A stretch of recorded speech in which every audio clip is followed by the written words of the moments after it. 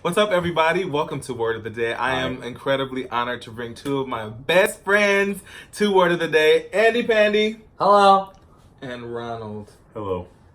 So, what do you want to talk about? So we were talking about morning after or after morning was what we came up with, and so I wanted to talk about like morning after, like you have like a day of awesome or a day of closure, like it's the last day of work, and then you go into the first day of break, and it's after everything, and so kind of reinventing and seeing where you are with your own life and what you're doing.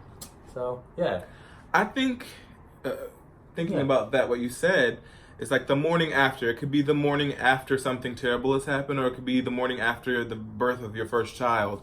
I think what is important is that you have balance in your life. Yep. That you have something constant, that you have something that you believe in, or something that grounds you, because if not, you can just be thrown about emotionally, and then I think people would dread the morning after. And I think also we use like the morning as a point of demarcation in a lot of things. So it's like we have this new day to try something new, but we can also bring that morning into any point that we want. So right now I can say, this is now the morning after of 2 minutes ago. Right. So I'm done with that. Time to do something new. A brand new start. Yep. Right now. Let's go. And then another one right now. And then another one. Any Any moment. moment. What happens after morning? After you have a great loss, or after you have the loss of a loved one, or the loss of a romantic love? Like, what do you do with that? I one of my favorite Bible verses is, "Weeping may endure for a night, but joy comes in the morning." It's kind of really a play on words, because there's morning, like sunshine, then there's also mourning, like sadness. So if you are going through a time where you're like mourning the loss of something, like how do you get yourself out of that? So I think that moving on is so personal and so different for everybody. But the way that I personally deal with it is I have a routine. I have things that I do, and that usually keeps me going and my mind going, and that's what kind of gives me that stability. But there's also it's kind of just like a delaying of the issue, right? Like there's still going to be a morning. It's just I get to then choose when I have the strength and the time and the thought that I can devote to that morning. Do it on your own time. To do it on my own time. Absolutely. Yeah. And that also ties into something you were saying earlier about not having to wait Yes. until the beginning or the end of a year Right. to make changes. So right now, everybody's like New Year's resolutions, New Year, New Me kind of thing. And I think a lot of times we fail to understand that we have every moment to set new goals. Because the research shows that New Year's resolutions aren't very effective. We try to use the new year as a point to say I'm going to do something new. But if we just decide every day to set goals and to meet those goals on a daily basis instead of waiting until January 1, we'll be more likely to set ourselves up for success over a longer period of time. I love that. I love that. So I would like to discuss something. And it's what to do when someone's not into you. You know, I usually take great offense to the fact that anyone would not be interested in me. Because why would they not be? Why would they not be? Something's Number wrong with one, them. something's wrong with them. And it's not about me. So instead of me, while I do value going through your process and going through this 5 stages of grief, going through the anger, going through the denial, once you're done with that, it's okay to move on. And it's okay to forgive that person. And because ultimately when we forgive other people for things that we think that they have done to wrong us, it's helping us more than it's helping them. They may have actually moved on with their lives, and we're still the ones that are suffering and holding all this anger and all this resentment. Yeah. It's not always, the way someone feels about us or the way someone treats us is not always about us. If you don't like me, that has to do with you. And there's not always something I can do to myself or for myself to change the way you feel about me.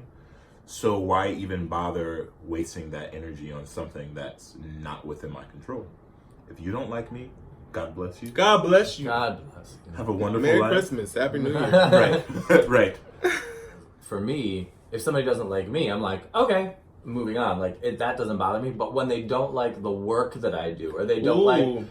like the product of whatever I've created, you know, whether it's work, musical, or anything like that, then I'm like, oh no, what did I not do right? What did I fail at? What, like, help me learn, help me grow, because I want whatever I'm doing to benefit society or groups or whatever it is. And so that's always a hard pill for me to swallow, because I'm like, well, what can I do differently, or what did I do wrong? Or reconciling with, this isn't right for you. Like, this may be right for me. I've created something that's right for me. I want to make sure that it's, you know, tested and true to whoever it's representing.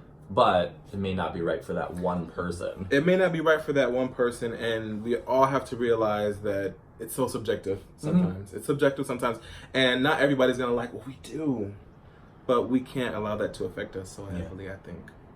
Yeah. I think the thing I would add to all of this is that something that I try to live by, and I can't say this is going to work for everybody, but the students that I teach, when we talk about this, it helps them. And one of my biggest things is moving in purpose and moving on purpose at the same time. So everything that we do, and I'm not saying you have to overthink everything and everything has to be serious, but you need to be moving with intent, and don't allow things to just happen. Make them happen. Now, granted, there are some things that happen in life when you move. Moving through life, things will happen, and it's how you react to that and how you deal with it. But in general, I try to allow myself to make sure that the moves that I make are conscious decisions that are moving me towards where I need to be going. Purpose. I love it. I love these guys. Love you. I also want to shout out Ronald Perkins, who made these beautiful hats. Oh yeah, Yes. I did these. He did this in what, 12 hours? 2 hours. 2 hours. 2 hours. Look at this. This is grade A quality right here. Look at Yeah. these stitches. This is nice. My favorite part is this part. Do you want to, would you be open to making these for other people? Sure. For a price? Yeah. How can we contact you on Facebook or Instagram? Or... You can find me on Instagram at basic_genius. So that's BASS, like my voice, IC_genius. You can find me on Facebook at Ronald Perkins Jr. Yeah. Happy New You Year. don't have one. I don't have a Coming up. pom-pom. That's okay. That's okay. These are different designs. This is like, you know. It's It's a couture. variety. It's just It's couture. literally haute couture. Like, it's really hot. Oat. Haha. Happy New Year. Happy Kwanzaa. Happy Habari Gani. Kwanzaa, Habarigani. And Hanukkah? Happy Hanukkah. Happy Hanukkah. Belated? Merry Christmas. Belated Christmases to everybody who celebrates. Happy New Year to you. Happy New Year to you. Happy New Year to you. Happy New Year to you.